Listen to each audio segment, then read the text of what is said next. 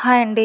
మన బ్రదర్స్‌కి రాఖీ ఎందుకు కడతామో మీకు ఎవరికైనా తెలుసా? తెలిసే ఉంటుందిలెండి. బట్ నాకు తెలిసింది నేను చెప్తాను. ఇది ఇప్పటిది కాదండి. మహాభారతంలోని శ్రీకృష్ణుడికి ఒక మేనత్త ఉంటుంది. మేనత్త కొడుకు శిశుపాలుడు. శిశుపాలుడు వికృతి రూపంలో ఉంటాడు.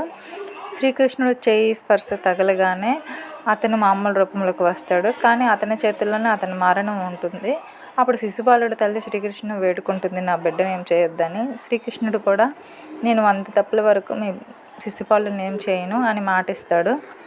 శిశుపాలుడు పెరిగి పెద్దయ్యాక చాలా తప్పులు చేస్తాడు.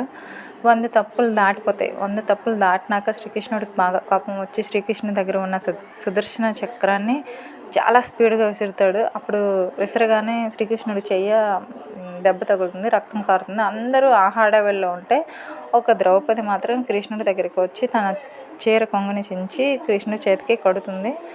అలా ఆ రోజున మనం రక్షాబంధం జరుపుకుంటాం. అంటే కృష్ణుడు అంటాడు, నువ్వు నాకు రక్షణగా ఇది కట్టావు, నీకు ఎప్పుడు ఎలాంటి ఆపద వచ్చినా నన్ను అన్నాన్ని తలుచుకొని నిన్ను నేను కాపాడుతాను అని చెప్తాడు. అలాగే ద్రౌపది కూడా అవసరం వస్తుంది.